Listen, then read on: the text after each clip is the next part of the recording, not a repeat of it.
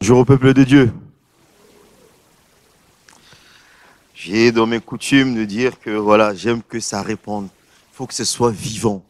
Je le répéterai, j'arrêterai jamais de répéter ça parce que j'ai en face de moi, et ça c'est ma conviction, des hommes, des femmes pleins de vie. Bonjour au peuple de Dieu. Voilà. Ça c'est satisfaisant. Alors nous allons réfléchir ensemble sur la parole de Dieu. Et je remercie Dieu encore de l'honneur qu'il me fait à chaque fois. Moi qui suis rien, qui me donne à parler de sa part. Le grand Dieu, le créateur de toutes choses, qui m'appelle à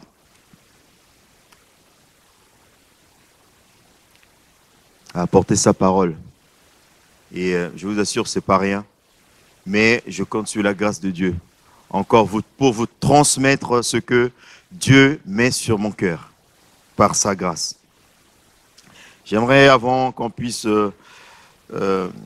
entendre la parole de Dieu, que chacun puisse préparer son cœur. J'aime bien quand cette partie de préparation est faite, pour que la parole de Dieu, qui est la semence incorruptible, puisse être déposée dans la bonne terre et donner du fruit. Parce que Dieu ne parle pas pour rien.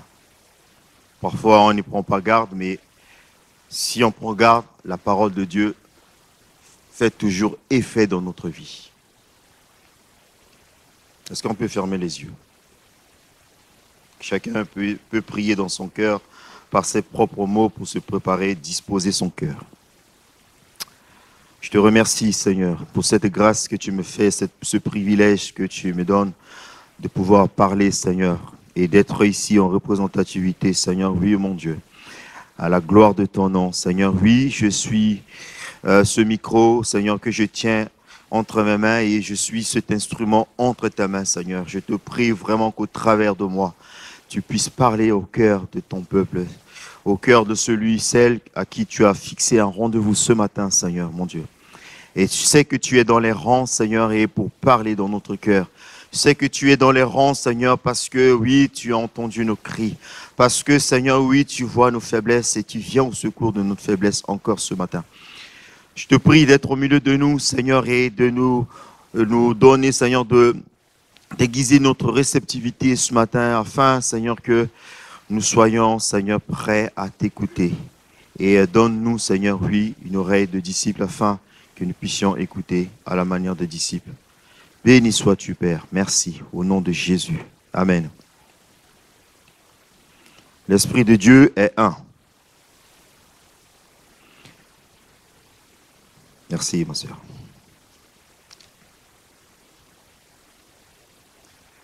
J'aimerais qu'on puisse, si on peut afficher, dans Jean 5, on va faire cette lecture-là. Jean 5, du verset 1. On va le lire jusqu'au verset 15. C'est cette même pensée qu'on avait partagée ce matin quand on était dans ce temps d'intercession. Je dis, Seigneur, tu es magnifique, tu es glorieux. Et le Seigneur, comme pour me faisant un clin d'œil, il dit, il va utiliser, Thérence a utilisé la même pensée que j'ai préparée. Cette pensée qu'il avait déjà mise sur mon cœur. On va faire la lecture ensemble.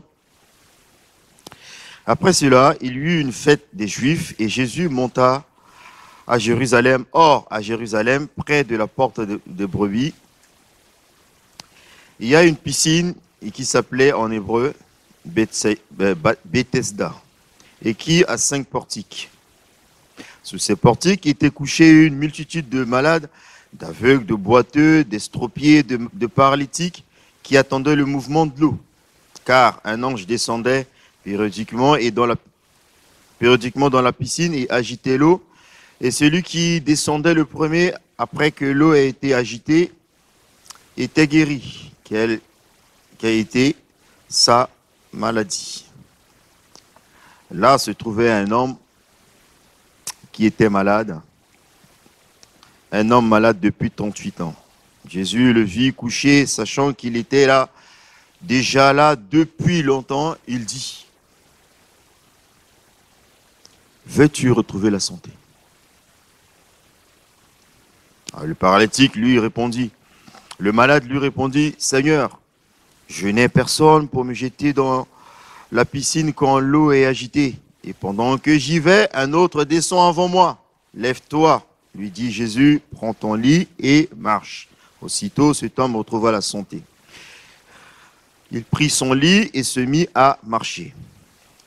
C'était le sabbat ce jour-là. Les Juifs dirent donc à celui qui avait été guéri, c'est le sabbat.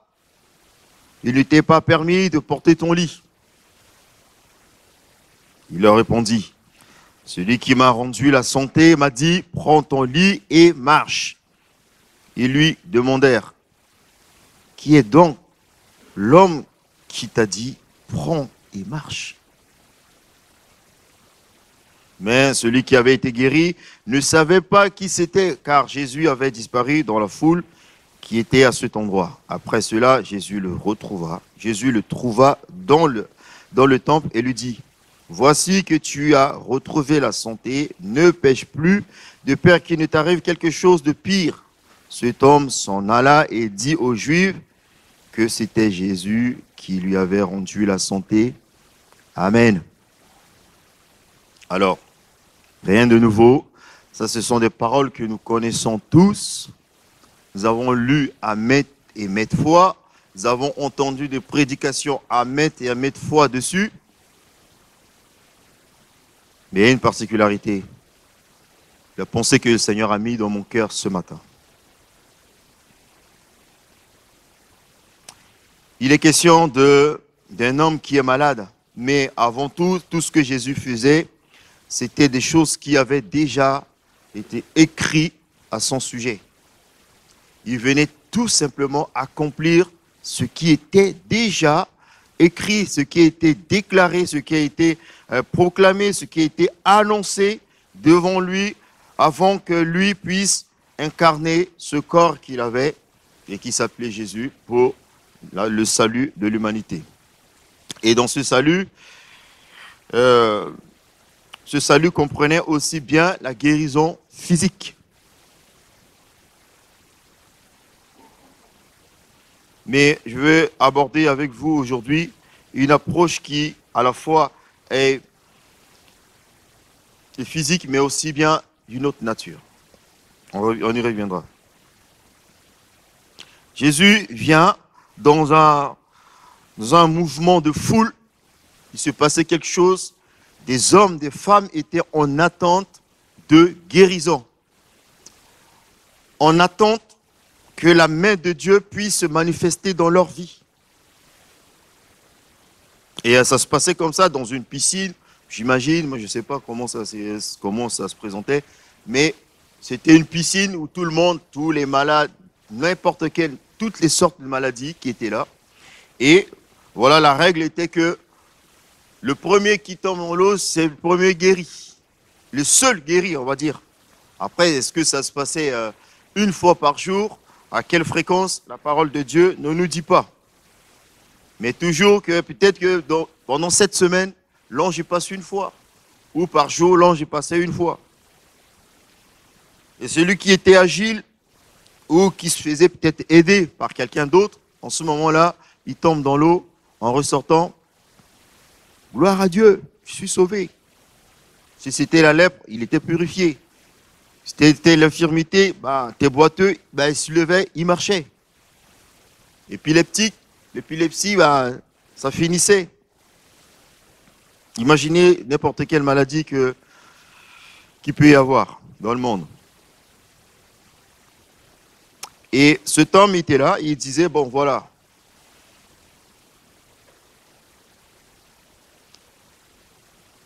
Il attendait depuis 38 ans. La parole de Dieu a souligné quand même que ça fait 38 ans, 38 années. Alors, depuis quand il était malade? On ne sait pas. 38 ans, alors s'il était malade depuis sa naissance, alors ça faisait 38 ans. Imaginez qu'il était peut-être adolescent avant de tomber malade. Il était peut-être dans la cinquantaine, cet homme. Mais toujours est-il que la Bible ne mentionne pas son âge, mais elle dit que ça fait 38 ans, ça fait quand même long, 38 ans. Mais il a quand même attendu. Il a attendu. Il attendait. Et cette particularité, c'est que cet homme, peut-être au contraire de tous les autres, peut-être les autres, ils avaient peut-être leur famille, des amis qui les épaulaient ou qui les faisaient peut-être plonger dans l'eau et qui désavantageaient cet homme et qui ne le permettaient pas d'avoir la guérison. Certainement que lui, il tombait dans l'eau aussi, mais en retard. Parce que peut-être qu'il était tout seul, le temps de faire des efforts pour aller dans l'eau, il dit, mais pendant que j'y vais, un autre tombait déjà avant moi. Il tombait dans l'eau pour rien. Ça fait peut-être plusieurs tentatives. Mais voilà que Jésus vient, et parmi tous ces malades, la parole de Dieu n'a pas dit que Jésus est allé vers tout le monde. Peut-être que ça s'est fait dans la suite. Mais la parole de Dieu a souligné cette particularité. Jésus est venu et dit, sachant qu'il était là déjà depuis longtemps, Jésus se dirige vers lui. C'est un cœur à cœur, une tête à tête, une conversation individuelle, taillée que pour cet homme. Il y avait plein d'autres malades. On ne sait pas combien il y en avait. Mais ce qui est sûr, c'est qu'il y en avait un certain nombre. Et Jésus vient et il va lui parler directement dans les yeux. Alors il lui pose une question.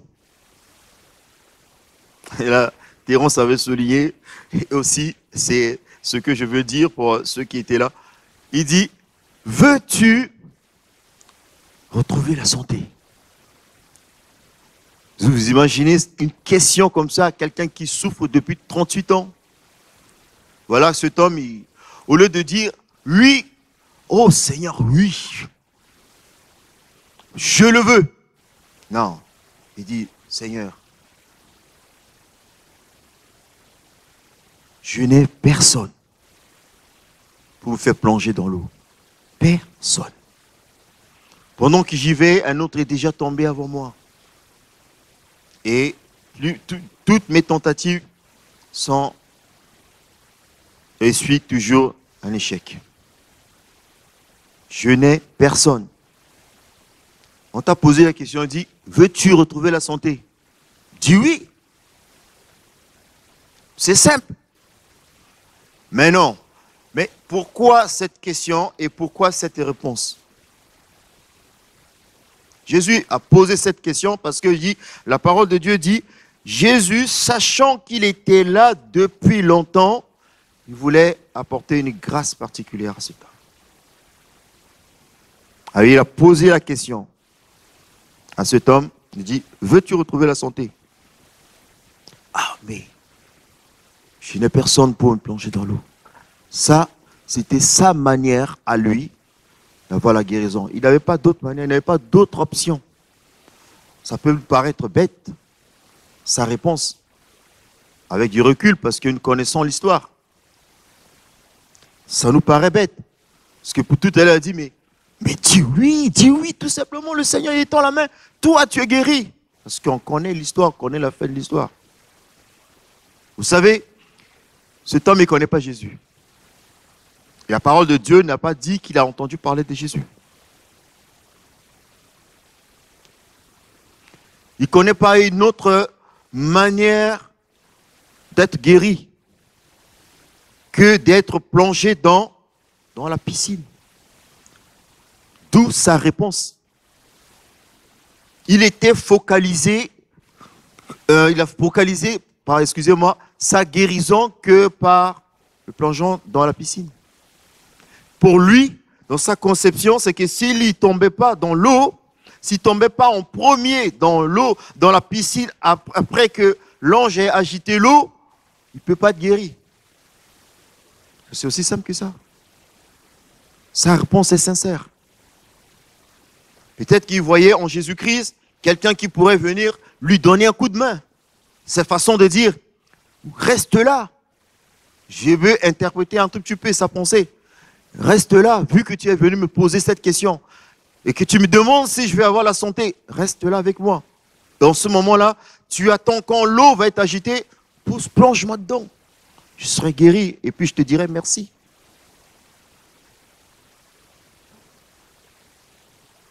Mais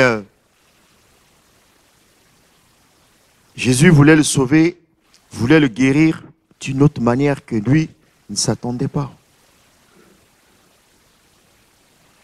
Veux-tu la guérison?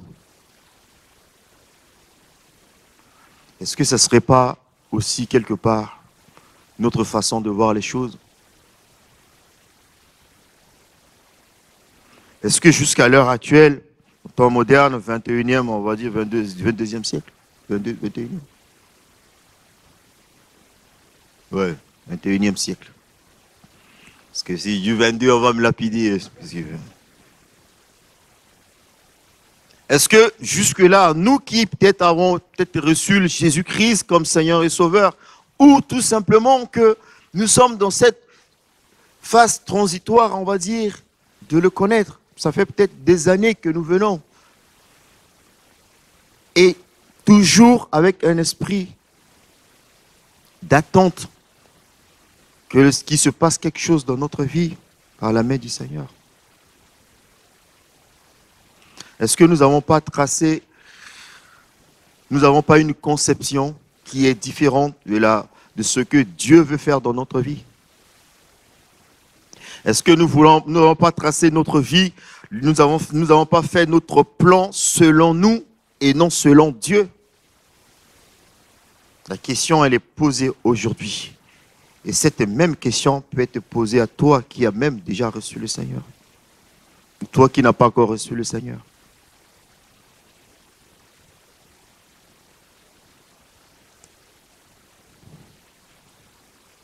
Veux-tu retrouver la santé? Cet homme, il pensait à la santé physique, parce qu'il était paralytique, il était boiteux, c'était normal. Veux-tu retrouver la santé? La vraie santé que Jésus peut te donner. Reste là, plonge-moi dans l'eau. Reste là, mais conduis-moi dans le plan que moi j'ai fait. Reste là et réalise des choses que moi j'ai déjà planifiées. Parce que c'est comme ça que ça se passe. Ça se passe comme ça avec les autres. Donc, j'ai déjà planifié toutes ces choses. Seigneur, accomplis-le. Reste là avec moi. Je n'ai personne. C'est quelqu'un qui compte sur les autres. Il n'a pas d'aide. Mais le Seigneur savait qu'il n'avait pas d'aide. C'est pour cela qu'il est venu. Il s'est présenté à lui. Comme il peut se présenter à toi au travers de la parole que tu es en train d'entendre. C'est Jésus qui est en train de te parler. Peut-être que tu me vois, oui, mais la voix que tu entends, cette parole, c'est Jésus-Christ. Jésus-Christ est la parole de Dieu. Et il se présente à toi ce matin. Veux-tu la santé? Veux-tu que je change les choses dans ta vie? Oui, Seigneur, mais j'ai planifié quand même, tu vois, Non, il t'a posé juste la question. Veux-tu retrouver la santé? Peut-être que tu es troublé en ce moment, peut-être il y a des choses qui te tourmentent en ce moment. Mais veux-tu retrouver la santé? Et si oui, ce ne sera pas à ta manière à toi.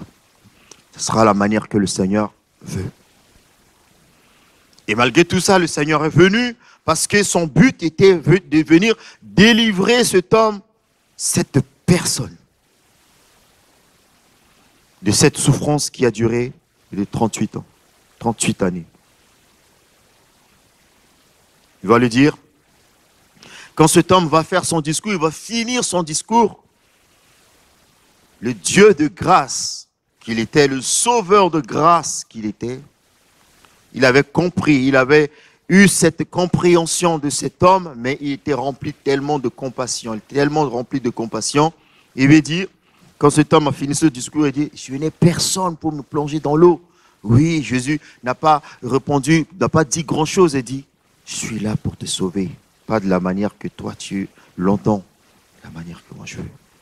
Prends ton lit et marche. Il n'a pas réfléchi, il a juste, quoi, pris son lit et il s'est vu. La santé est revenue tout de suite.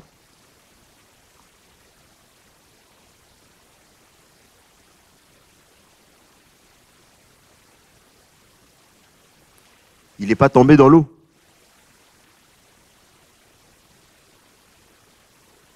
L'aide parfaite. Le secours parfait.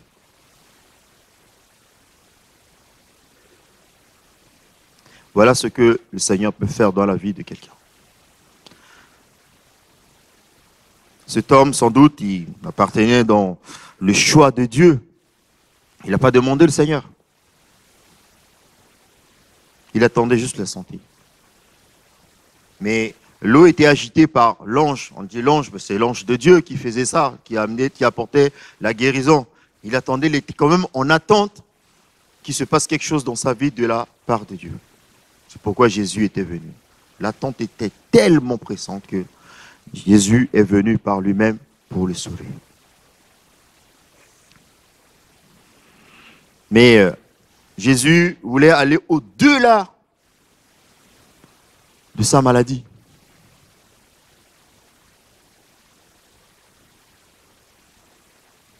Jésus voulait aller au-delà de sa maladie. Il a sauvé cet homme aussitôt dans sa joie. Il a pris son... Mais c'était un jour de sabbat, vous savez, on n'est pas dans la culture des Juifs, on n'est pas dans la coutume des Juifs. Et c'était le jour de sabbat. Ce jour-là, on ne devait plus porter quoi que ce soit, on ne devait pas travailler. Et là, la loi du sabbat était en train d'être enfreinte. Et on va lui dire, mais tu n'as pas le droit de porter ça, tu n'as pas le droit de faire ce que tu es en train de faire là. Il voulait témoigner quand même. Il était dans la joie, il a retrouvé la santé, il était bien, il n'était plus comme avant. Qui t'a dit, mais non, j'ai dit, mais tu n'as pas le droit de faire ce que tu fais. Parce que c'est la loi. Ok. Il dit, mais c'est pas de ma faute. Celui qui m'a guéri m'a dit, prends ton lit, marche. Prends et marche. Je fais quoi? Moi, j'exécute. C'est quelque part, il dit, tout à l'heure, il m'a dit, veux-tu retrouver la santé? J'ai fait beaucoup de discours, mais il m'a quand même fait. Mais là, il m'a dit, j'ai exécuté tout de suite. C'est bon. Il dit, mais c'est qui t'a dit ça? Il dit, en ce moment-là, Jésus avait déjà disparu dans la foule. Il y avait tellement de monde. C'est pas quand le monde, c'est pas notre monde moderne en ce moment-là où, si on ne te connaît pas, il dit, ah, tu vois la tête de quelqu'un, il dit, celui-là, j'ai déjà vu sur Facebook. Hein. Je l'ai déjà vu quelque part, ce mec-là. Et en plus, quelqu'un de célèbre de notre jour, qui c'est qui ne le connaît pas? Ce n'était pas l'époque là. L'époque n'était pas comme ça. Il n'y avait pas d'appareil photo, pas de selfie, rien. Pas de Facebook, pas de Google, pas rien. On ne pouvait pas connaître les gens comme ça. Seuls ceux qui côtoyaient Jésus pouvaient le connaître du visage. Peut-être ils entendaient parler de lui. Il y en a qui venaient et disaient, mais comme Zachée, il avait tellement entendu parler de ce Jésus, mais qui voulait le voir. Il est comment? Comment est-ce qu'il est? Comme il était petit, il était de petite taille, il a fallu qu'il monte, qu'il grimpe, qu'il prenne de la hauteur pour le regarder. Et un jour, en un clic, tu vois tout le monde et dit, ah, il y a comment on appelle ça? Les jeunes qui sont là. Ceux qui publient beaucoup. Les influenceurs. Pardonnez-moi si je ne trouve pas. Les influenceurs. Quand il y a un influenceur, tous les jeunes, ils vont le connaître. Vous n'avez qu'à sortir de là, demandez à vos enfants qui sont jeunes, qui sont tout le temps sur le téléphone. Dis le nom d'un influenceur, même le plus populaire, vous allez voir, ils vont dire son nom tout de suite. Ils disent, ah, il y a un influenceur qui fait de telles vidéos comme ça. Il dit, ah, celui-là, ah oui, ils vont dire son nom. Mais ce n'était pas comme ça. Et quand cet homme parlait de Jésus, il dit, mais c'est qui lui? Lui-même, il ne connaissait pas Jésus. Alors que Jésus l'avait sauvé. Vous imaginez quand même un truc, c'est quand même pas rien. Quelqu'un qui t'a sauvé. Quelqu'un qui t'a sauvé d'une infirmité dont tu souffrais depuis 38 années. Tu ne prends même pas la peine de regarder son visage et de le reconnaître. Ça ne te marque même pas. C'est pourquoi il est bien. On peut avoir la guérison. C'est spectaculaire la guérison. C'est très bien la guérison. Mais ça n'a pas permis à cet homme de connaître Jésus-Christ. Et ce que je vous dis est très sérieux. Cet homme, là, il y a eu la guérison dans sa vie, mais il ne connaît pas Jésus. Il n'a même pas pris le temps d'échanger avec lui. Il dit, mais toi, t'es qui? Ah, moi, je suis curieux. Mais attends, t'es qui, toi? Comment ça se fait? Explique-moi un tout petit peu. Comment ça se fait que ça marche? Comment? Et j'aurais tapé la causette avec la personne. Tu t'appelles comment? Et puis savoir où il habite, parce que peut-être que j'ai plein d'autres problèmes encore. Je dis alors, comme ça, il dit, s'il y a quelque chose, je sais où tu habites, eh bien, j'irai te voir. Cet homme, il ne prend même pas la peine de connaître, de savoir qui est Jésus-Christ, le temps de discuter avec lui, de parler avec lui, d'échanger avec lui et de le reconnaître, de dire que ben voilà, si je le vois encore une autre fois, je puisse le reconnaître. Non. Sa joie, sa demande était arrêtée à sa guérison, point final. Tout ce qu'il attendait de Dieu, c'était sa guérison physique, basta. Tout le reste, ça ne le regardait plus. Est-ce que nous ne sommes pas comme ça un tout petit peu avec Dieu? Nous pouvons, quand nous attendons quelque chose de Dieu, nous prions, nous jeûnons longtemps, aussi longtemps que le Seigneur ne nous donne pas. On va continuer jusqu'à ce qu'on ait ça, on ait ce que Dieu nous donne. C'est bon, je suis satisfait, c'est bon. Tu peux voir un chrétien même, il peut demander, il peut poursuivre le Seigneur juste pour avoir quelque chose. Allez, pour les garçons, les femmes, les filles, les jeunes filles, les jeunes garçons, je vais avoir une femme, je vais avoir un mari. Je suis sorti de célibat, Seigneur, sors-moi de célibat. Tu pries, tu jeûnes. Tout le temps que le Seigneur te met en attente, tu vas prier, tu vas jeûner jusqu'à... Et quand le Seigneur te donne l'homme selon son cœur ou la femme selon ton cœur, tu vas aller dans ton plaisir, tu vas oublier le Seigneur. Jusqu'à attendre encore un autre problème. Est-ce que nous ne sommes pas comme ça un tout petit peu? L'ingratitude, la parole de Dieu n'a pas dit que cet homme a dit merci au Seigneur. Il ne l'a même pas remercié, on n'a pas souligné. Peut-être qu'il l'a fait, mais bon, ça n'a pas beaucoup d'importance. Ce n'est pas l'objet de notre pensée et notre réflexion ce matin.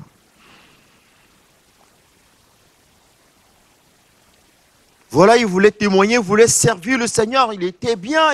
Il dit, mais celui qui m'a sauvé m'a dit, prends et marche. Ok, mais c'est qui t'a dit ça? Qui t'a fait ça? On sait qu'il s'est passé quelque chose dans ta vie, mais c'est qui l'a fait? Lui-même, il ne sait pas. Peut-être beaucoup viennent au Seigneur pour le servir parce qu'ils ont vu le Seigneur agir dans leur vie, peut-être directement ou indirectement. Ils savent que le Seigneur peut le faire. Comme cet homme, il a vu beaucoup d'autres personnes tomber, plonger dans l'eau et être guéris devant ses yeux. Il a vu peut-être chaque jour, il sait que le Seigneur est capable de faire ça dans la vie de quelqu'un. Et donc, il croit aussi que ça peut lui arriver un jour. C'est pour cela il continue à être là, près de la piscine, pour qu'un jour, il puisse tomber, avoir la chance de tomber dedans et pour être guéri. Comme ça aussi, il voit que ce qui est arrivé aux autres, c'est aussi pareil, c'est possible aussi bien dans sa vie. Mais quand ça lui est arrivé, lui, ça s'est arrêté là, mais il voulait quand même témoigner. Mais il ne connaissait pas Jésus. Et Jésus n'était pas venu faire ce travail. Il l'a fait par 2 fois. Non seulement il est venu vers cet homme et il l'a sauvé, cet homme ne cherchait pas à le connaître. Ok, il a fait grâce. Il est parti. Mais quand on lui avait demandé qu'il voulait témoigner, il ne savait pas qui. Et Jésus, sachant que il lui manque quelque chose à cet homme. Il était guéri. Mais ce n'est pas vraiment la guérison, sa guérison, on va dire physique, qui importait à Jésus-Christ. Mais sa guérison spirituelle.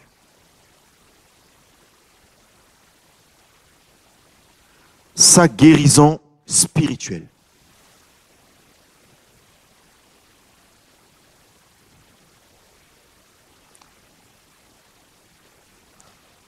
Cet homme avait été, on va dire, rejeté et dit, bah, tu n'as pas le droit de faire ça, ok, tant que tu ne nous montres pas qui c'est, toi tu vas dehors. Malgré qu'il avait eu la gloire de Dieu dans sa vie. Dieu s'est manifesté dans sa vie. Mais il ne savait pas qui c'est.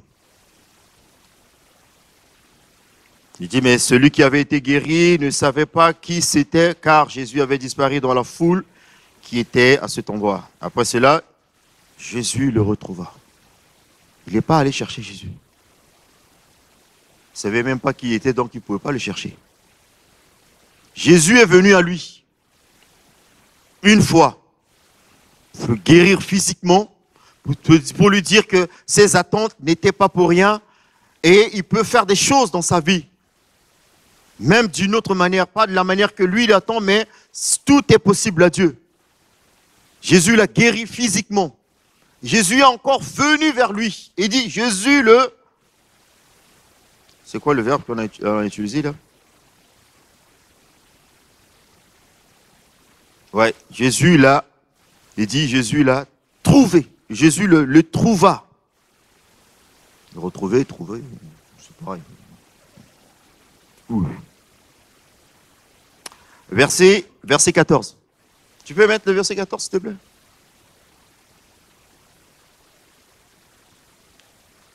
Depuis, Jésus le trouva dans le temple. C'est encore Jésus qui vient le trouver. Il vient à lui. Et lui dit, voici que tu as été guéri ou tu as retrouvé la santé. On va lui donner un ordre. Ne pêche plus. De peur qu'il ne t'arrive quelque chose de... Qu'est-ce qui peut arriver à quelqu'un de pire? À un homme ou à une femme, qu'est-ce qui peut lui arriver de pire? La mort.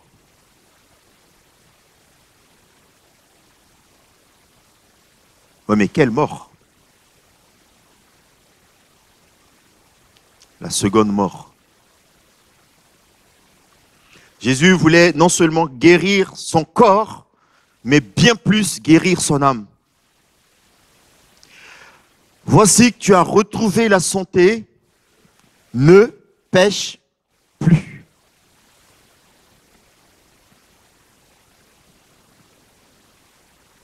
Comment on n'est plus péché alors qu'on est toujours pécheur? Celui qui est sauvé par Jésus-Christ, le Seigneur ne le compte plus comme un pécheur, même s'il est encore dans le corps du péché. L'apôtre Jean va dire, celui qui est de Jésus-Christ ne pêche plus, quiconque croit en Jésus-Christ ne pêche plus. Ou, façon de parler, ne pratique plus le péché. Alors, on n'a pas dit, on ne sait pas quel péché cet homme pratiquait. On n'a pas dit. Jésus, encore en tête à tête avec lui, voici que tu as retrouvé la santé ou tu avais été guéri, ne pêche plus. Là, c'est plus l'infirmité qui va t'arriver, mais c'est bien pire. C'est la mort, et la mort éternelle. On dit le salaire du péché, c'est là, Et Jésus voulait l'épargner aussi de cela. Là, la question que je me pose, et chacun peut se positionner, il dit, dans ma vie, il y a encore des péchés. Y a-t-il encore un péché que moi je continue à pratiquer? Bien qu'en étant chrétien, bien qu'en me disant chrétien. Parce que ce péché, dans la vie de cet homme, le faisait qu'il ne pouvait pas connaître Jésus-Christ. Peut-être, moi je vais mettre un mot sur son comportement, sur son attitude. Moi je dirais c'était l'ingratitude, puisque le Seigneur l'avait sauvé, il n'a pas cherché à le connaître. Il est parti, bien qu'il voulait quand même témoigner, mais le péché l'empêchait de savoir qui était Jésus-Christ. Jésus était obligé de revenir une seconde fois pour lui éclaircir les choses. Maintenant, quand Jésus s'est présenté devant lui, Jésus s'est révélé à lui pour dire, c'est moi qui t'ai sauvé. Il a dit, ah tiens, c'est cet homme-là qui m'avait sauvé. Peut-être la seconde fois, il a eu une conversation avec Jésus-Christ. Il a dû lui parler, lui demander son nom, savoir qui il était. Et quand il a su toutes ces choses, il a eu toutes ces informations, maintenant il sait à qui il a affaire. Et pour qui il peut témoigner, en qui il a cru. Il fallait arrêter le péché dans la vie de cet homme. Le péché s'est manifesté dans la vie de cet homme sous forme d'une maladie. Mais c'était bien plus profond. Dans sa vie, c'était une nécessité spirituelle et intellectuelle. Et Jésus voulait sauver cela. Quelle est ta position ce matin devant Dieu? Jésus se présente à toi ce matin. Il te pose la question, veux-tu retrouver la santé? Est-ce que Jésus, s'il se présente devant toi ce matin, est-ce qu'il te dit, ne pêche plus? Est-ce qu'il va te dire ça? Ça n'engage que toi, vie et le Seigneur. Y a-t-il encore un péché que tu pratiques en cachette, que personne ne te voit? Le Seigneur est là. Le Seigneur n'est pas là pour te juger. Il est là pour te dire, mon fils, ma fille, cesse de pratiquer le péché. C'est ce qui est traduit ici par ne pêche plus. Ne pratique plus le péché. Ça va t'amener en enfer. Voici, moi je me présente à toi. La parole que tu entends, c'est Jésus-Christ qui est en train de te parler. Ne pratique plus le péché. Tu vas mourir. Amen.